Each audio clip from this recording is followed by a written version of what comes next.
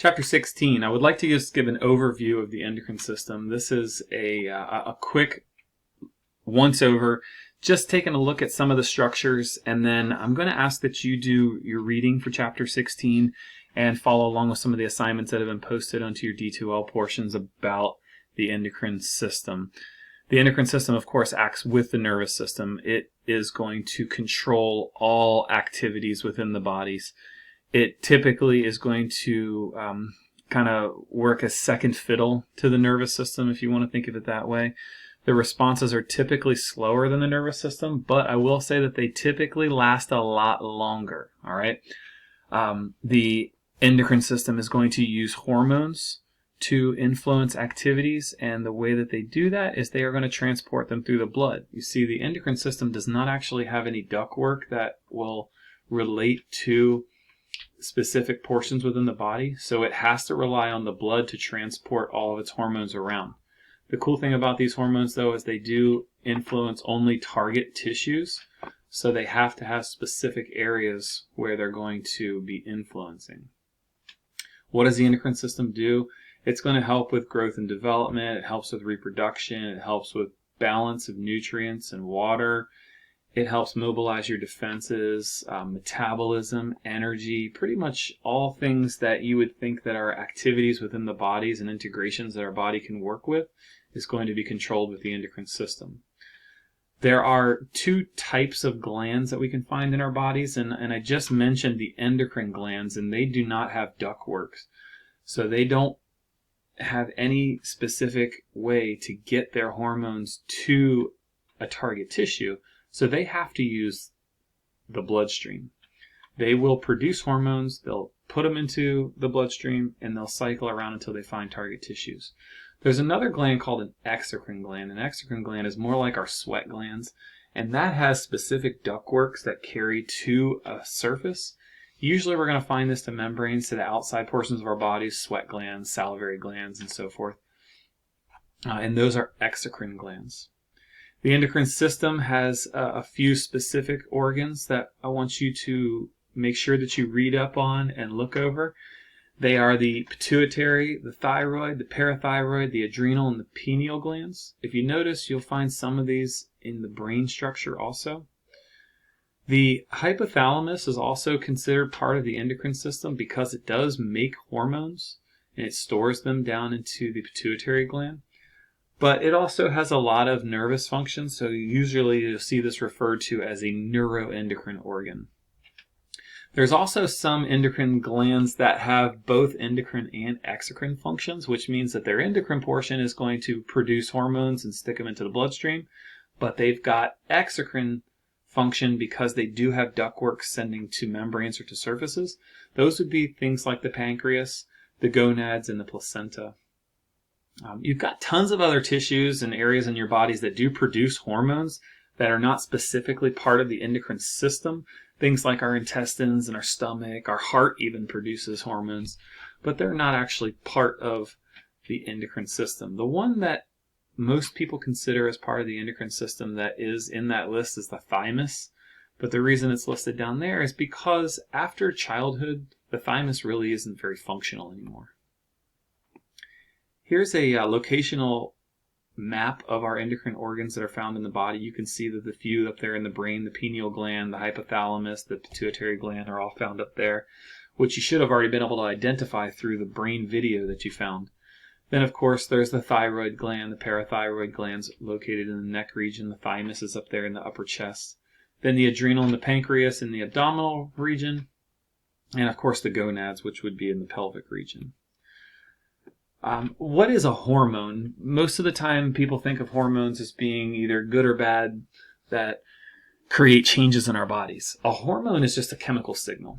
And what a hormone does is it will influence or affect a specific target tissue, and it will cause an emotional change or it causes a physical change.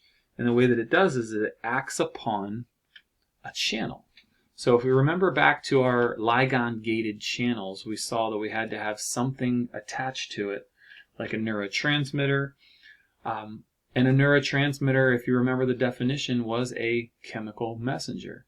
So we have hormones and neurotransmitters, which are both chemical messengers, but their action's a little different. The hormones are going to have long distance signals that travel through the blood, sometimes through the lymph as well, whereas a neurotransmitter is sent from the axon directly into the cell that it's going to affect. There are some other chemicals that can act in the body sort of like a hormone, but they're not actually hormones. They are autocrines and paracrines. An autocrine acts on the cells that secrete them, whereas a paracrine just acts on the other cells around it. They are not really part of the endocrine system, but they are affecting those cells in a similar way.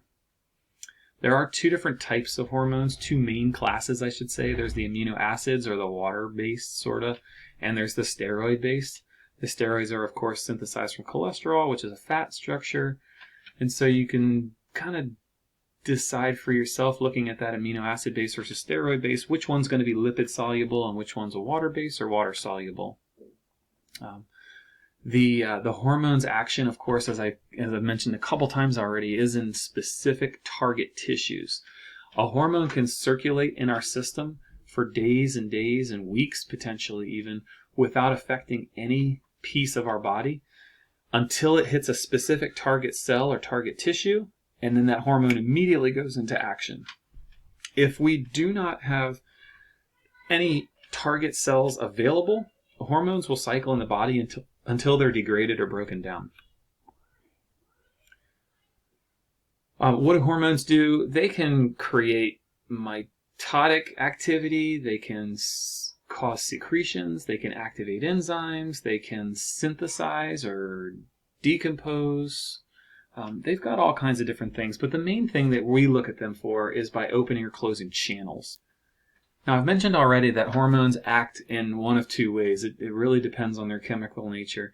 They either have the ability to directly enter into the cell by using that lipid-soluble hormones, or they're going to be the protein-based, as you can see here, the number one, water-soluble hormones. Those are your amino acid-based. And it's all about their ability to enter into the cell. You can see the water-solubles cannot enter directly, whereas the lipid-solubles can. Our hormones also influence the receptors by using what's called upregulation or downregulation.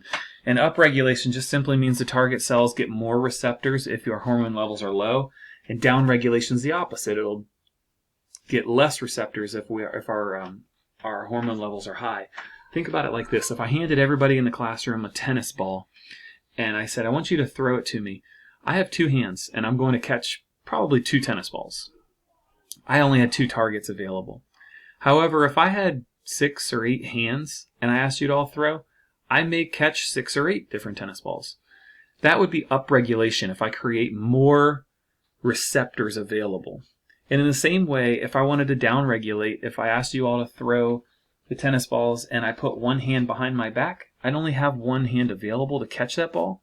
And so that would be an example of downregulation, only having one available receptor. Hormones are released in responses to a couple different things, and I want you to pay close attention to the specific responses. Our hormones are synthesized or released in response to 3 major activities. There's either humoral, neural, or hormonal. First is a humoral. If you look at humoral, anytime you hear the term humoral, it has to do with blood. So what we do is we detect or test the blood, and when you test the blood, we can see the change in blood chemistry. Therefore, we must release a hormone. So if the blood is detected and the ions or the nutrients are low or high, we're going to release hormones to create a change. A perfect example of this is the calcium levels in the blood. If we detect the calcium levels have dropped, we're going to release PTH, and PTH has a really unique abilities. I'd love for you to read about PTH, but really what it does is it stimulates osteoclasts. So hopefully that takes you back to the bone section to remind you what osteoclasts do. The next is a neural stimulus, and a neural stimulus simply says that the nerve fibers are going to stimulate a hormonal release. That means that our nervous system is controlling the endocrine system. The nervous system allows for the release of the hormone. This is typically a sympathetic nervous response, and so we'll see this a lot of times with our adrenal glands secreting or catecholamines or secreting adrenaline. The last one is called a hormonal stimulus. And a hormonal stimulus is kind of confusing, but I'm going to try to make it easy for you. A hormone is secreted and it stimulates another gland to release its hormone. So a lot of times you'll see some of these hormones listed as a hormone stimulant, or things like thyroid stimulating hormone or adrenal stimulating hormone. So really what we're going to find is the hormone is released and then it acts on another gland and it causes its hormone to be released. One of the best examples of this is the hypothalamic pituitary target endocrine organ feedback loop. Now I know that's a mouthful, but really what happens is the hypothalamus releases hormones. They're acting on the pituitary gland. It tells the pituitary gland to release a hormone, which then goes to another gland, say the thyroid gland, to release its hormone. It's just a cycle that creates a bunch of different cells and tissues releasing their hormones. The nervous system, as we said, overrides the endocrine system at any time. So it doesn't matter what the functional activity is happening in your body. If your nervous system is out of whack, it's going to create problems within the endocrine system as well. Now, how do we get hormones to the specific target tissues? Well, as I said before, they don't have ductwork, so they have to circulate in the blood, and they can go either free or bound. It just depends on how they're reacting, steroids or the proteins. And the way that we control hormone release is just by the need for it or the removal from the body. So you can see the speed of activation or the removal from the body are the main contributing factors to controlling the concentration of the hormones. If your body doesn't need it, we just simply get rid of it. So how do we get rid of hormones? Well, we get rid of them by enzymes, just the same way we do with a lot of things, right? So we have enzymes that can degrade them. And then, of course, we have major filters in the body that have the ability to get rid of them. And the two major areas are, of course, your kidneys and your liver. If our kidneys filter it out, we simply pee them out. If our liver filters them out, then they get broken down and reused into something different. Why are hormones different than neurotransmitters? Well, for one thing, neurotransmitters always have an immediate reaction. Yes, hormones can have an immediate reaction also, but a lot of times you'll see them take minutes, hours, even days to be activated onto the target cells. And it's simply because of their location and how they're being released as to what they're going to act on. Sometimes they have a really short time frame that they act, but a lot of our hormones will have long-lasting relationships with the body. So that means as they're released, they are going to be sent into this long-standing activity, and it's going to cause our bodies to have emotional, physical, or mental responses. All right, so that's an overview of the endocrine system. What I'd like for you to do now is get out your books and read the section on the glands and the hormones that are released. There's an activity that's been posted onto your D2L. I know you have activities on your lab assignments also, so please use those to learn the actual hormones that are being secreted and their effect on the body. Thank you.